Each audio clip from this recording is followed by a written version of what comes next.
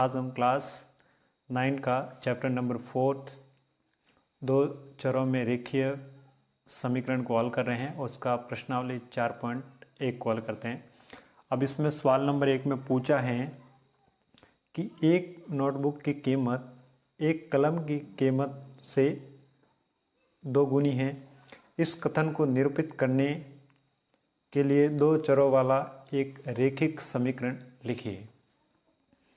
जो आपके सामने संकेत मान लिया गया है कि नोटबुक की कीमत है x रुपये और जो कलम की कीमत है वो है y रुपये।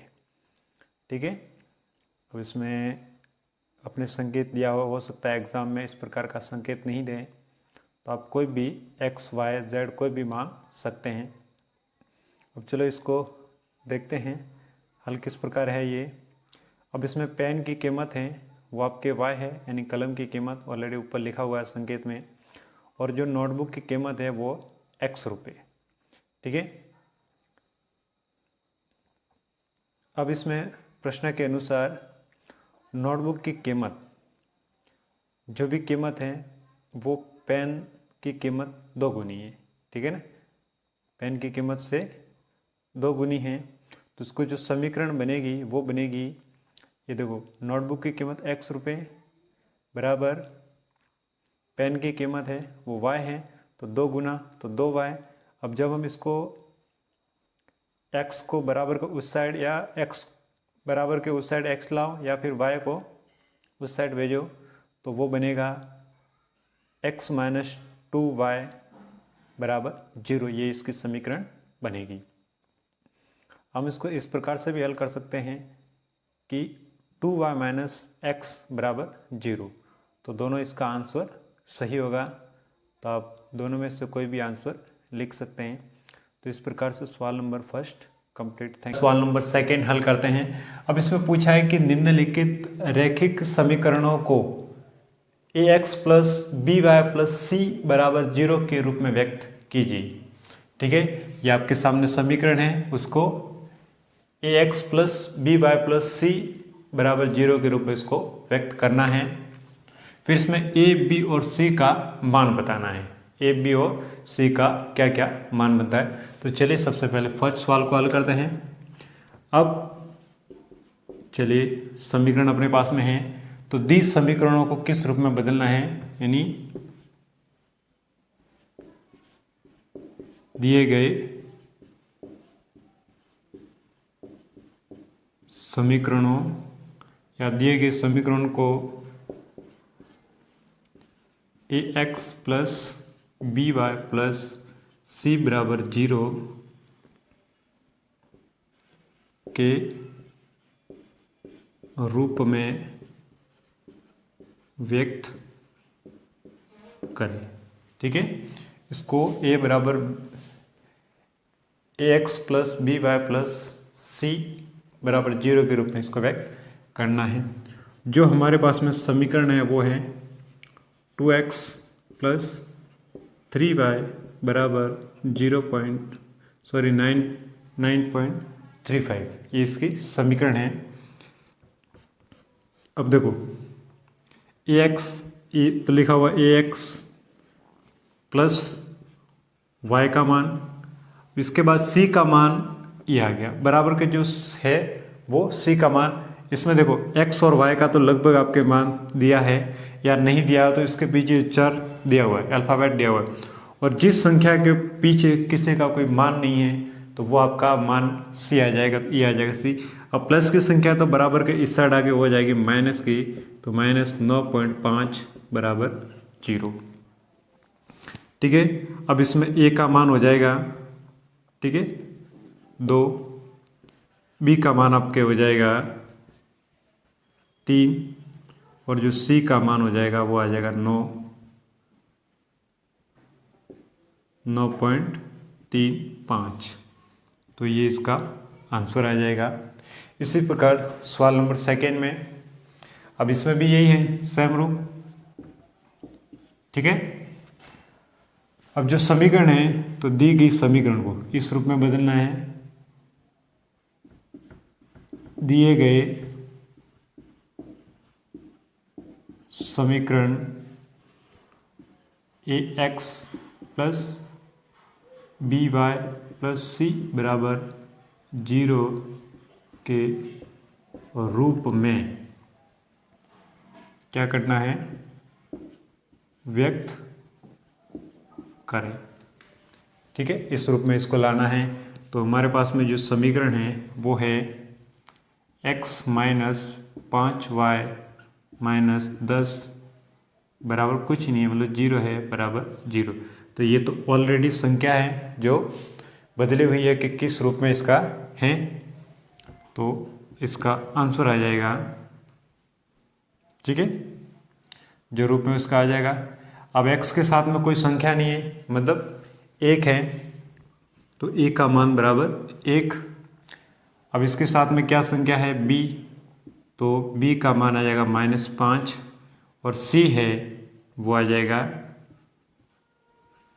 -10। तो ये इसका आंसर बन जाएगा। तो इससे पार्ट नंबर फर्स्ट और सेकंड कंप्लीट। अब हम इसका पार्ट नंबर आगे नेक्स्ट पार्ट नंबर सेकंड। अब इसमें पार्ट नंबर सेकंड में हम ले रहे हैं 3 और 4। ठीक है, अब इसमें भी वही है, जो समीकरण दी हुई है इस समीकरण में इसको लेना है। तो समीकरण A X plus B Y plus C बराबर 0 के रूप में व्यक्त करें। ठीक है, इस रूप में इसको लाना है। तो जो समीकरण है वो -2x प्लस 3y बराबर 6। ठीक है, अब देखो इसमें x और y का मान है, मतलब x के साथ में y एक है और जो y के साथ में उसका मान हो जाएगा b, और जो सिंगल है वो हो जाएगा c। तो पहले तो इसको पक्षांतर करो, तो -2x प्लस 3y। अब प्लस बराबर के उस साइड प्लस है, तो बराबर के इस साइड आएगी तो संख्या हो जाएगी -6 बराबर 0। ये हमने इसको रूप बदला। अब हमें a b c का मान बताना है, तो ये हो जाएगा a का मान हो जाएगा -2, b का मान हो जाएगा 3, और जो c का मान है वो -6 हो जाएगा। तो ये इसका आंसर हो जाएगा। इसी प्रकार से इसको हल करते हैं। ठीक है, तो इसका हो जाएगा समीकरण। ठीक है, जो समीकरण ये वाली है सेम इसमें भी ये लगानी, समीकरण ए एक्स प्लस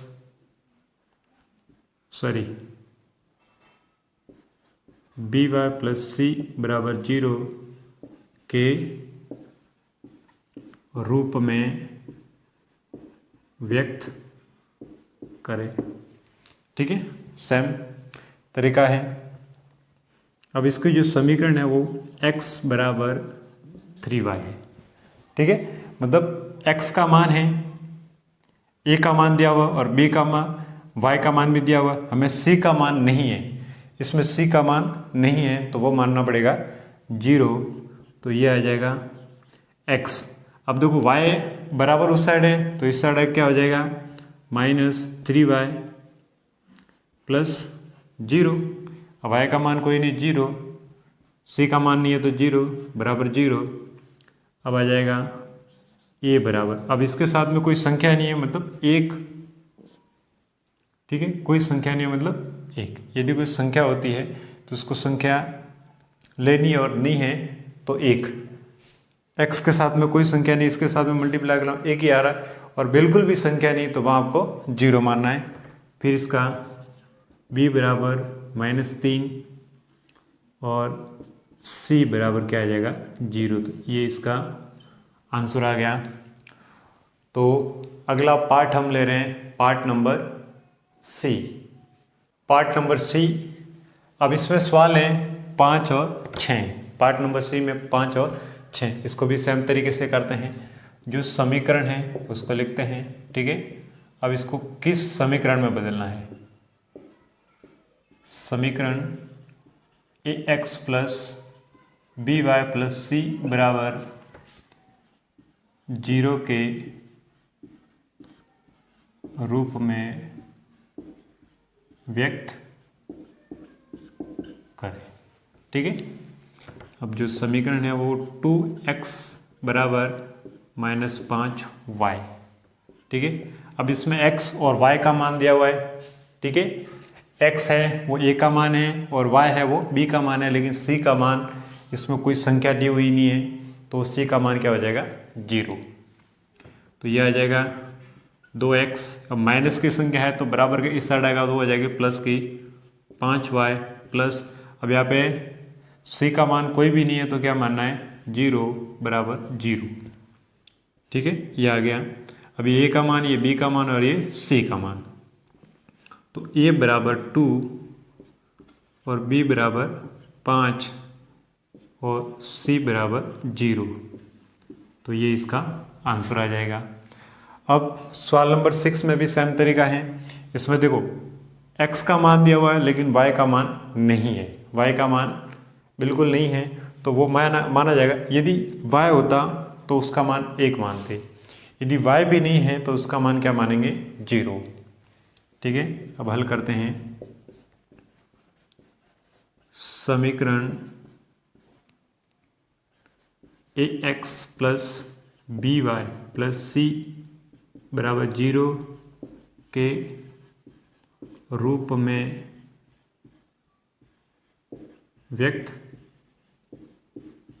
करें। ठीक है, तो समीकरण हो जाएगी 3x प्लस वाई बराबर 0।